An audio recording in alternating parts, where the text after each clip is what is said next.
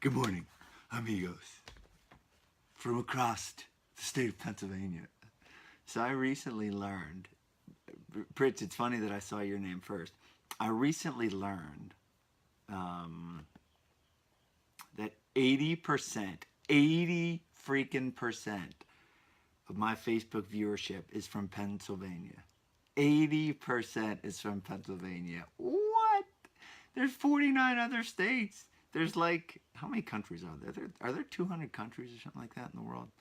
Or 200 million people in the U.S.? For some reason, 200 is sticking in my mind.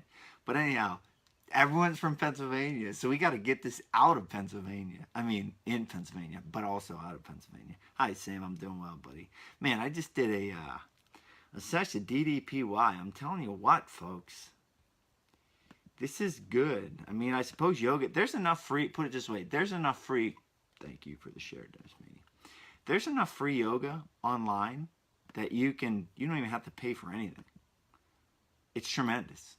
I mean, it really is good. It's not something where that's all I do. I do it once a week, twice a week, but it's a great compliment, and it just makes you feel like, when, I don't know, this is like the simplest way to think of it. You know how people get Jeeps, right? And they soup their Jeeps up. Or they have big trucks and they drive a truck in the city. But then like you actually need a winch and you actually need big tires and there's actually mud. And then your big truck actually is utilized for what it's meant to be utilized for. That's what I feel about DDPY. Or yoga, I suppose, in general. I've done some other yoga.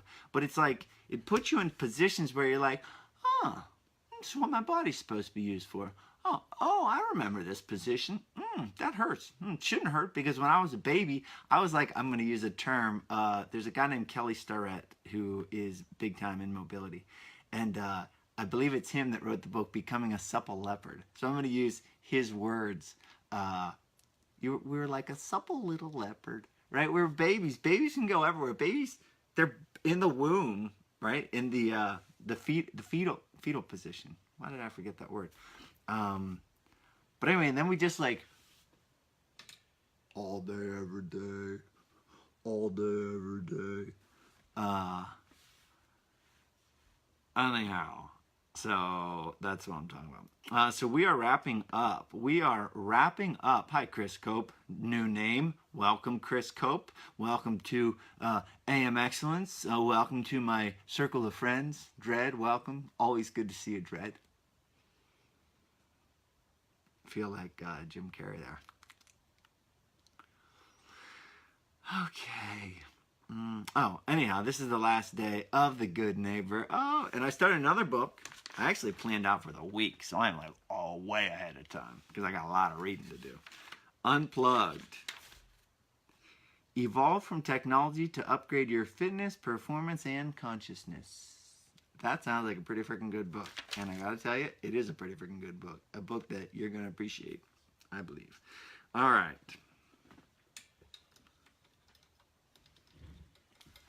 Let's do it. Let's do it.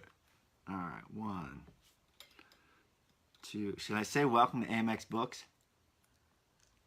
Welcome to AMXbooks. Oh, we might change it to AMXbooks. Why? Oh, because we might create AMXweekly, and then we already have AMXKids, and then we might create AMXTalks as well. So I don't know.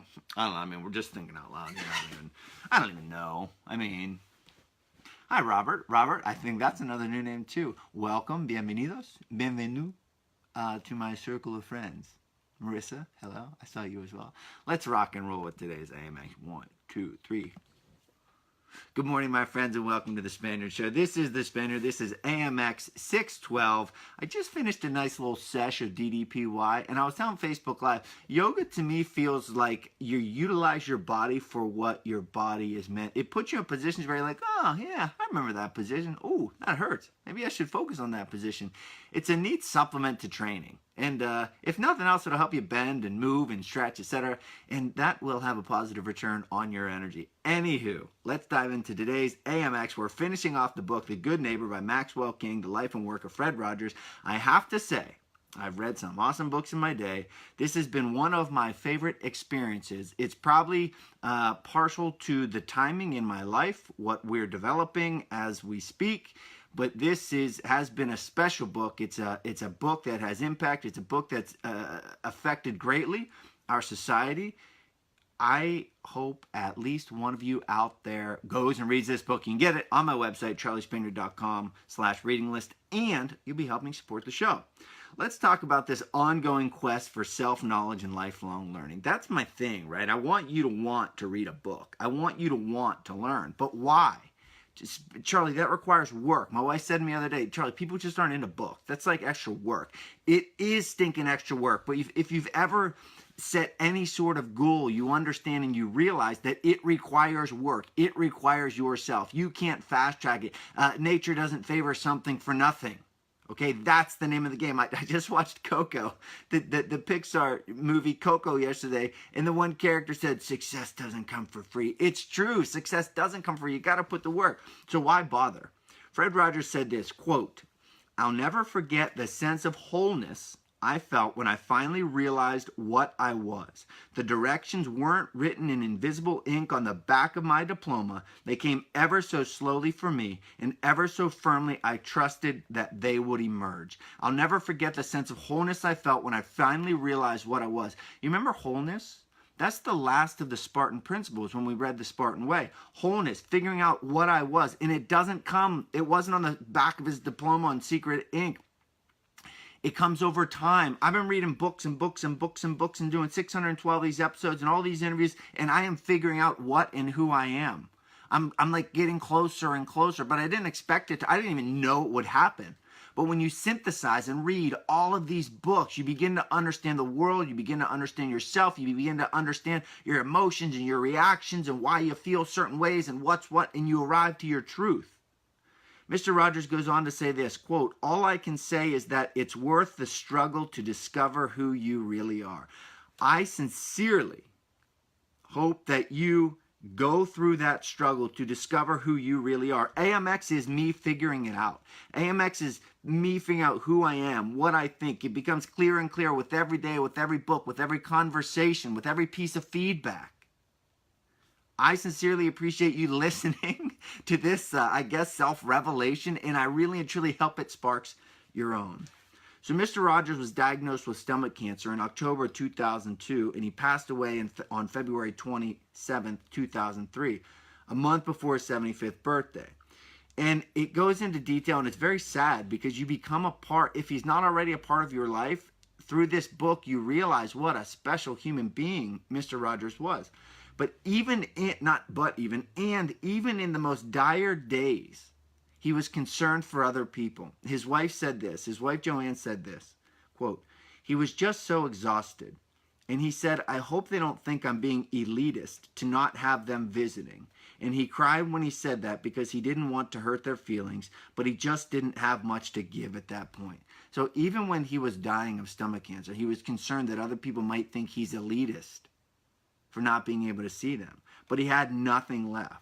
He worried, and in the book it talks more about him being worrisome that he would die before he doing everything he could to be a good person. Think of that. Think how special this man was. The good that he did for, I'm going to say the universe, for kids, for the country, for the internationally, the legacy that he made, and the message of simple kindness and goodness and helping other people and being happy just the way you are.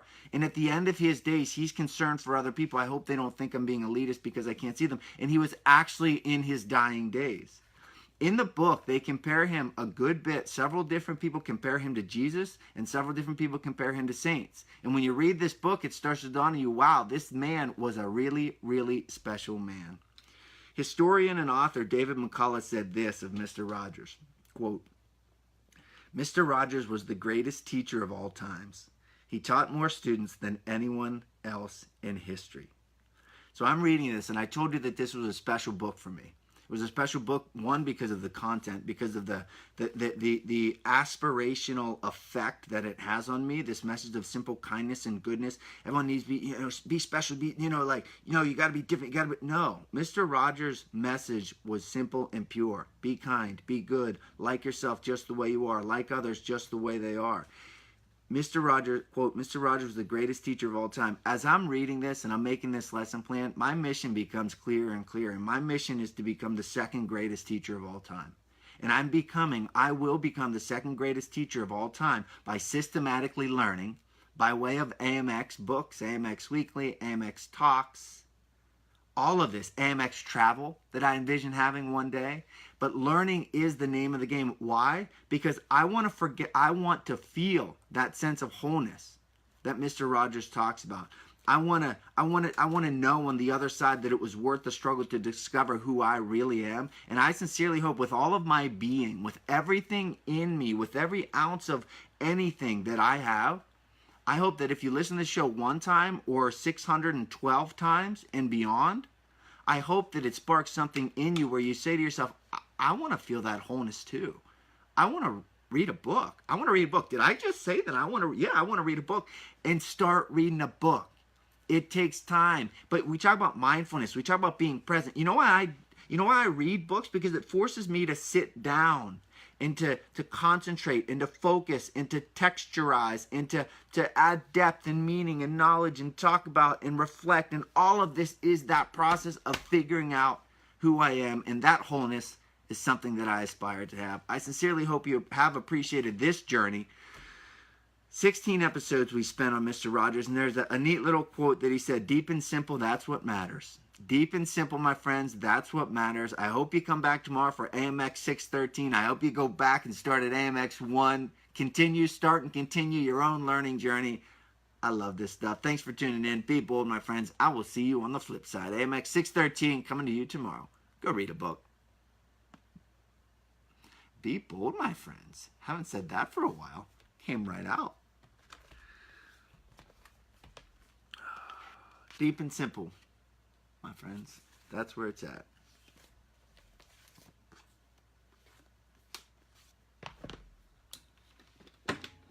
Hello, Darren Shank. Hello, John Steele. Good to see you. Good to see you. Gordon, great to see you, bud. Hi, Kathy, if you're still there. I always smile when I see you because I just have such great memories of you and your family and Trap.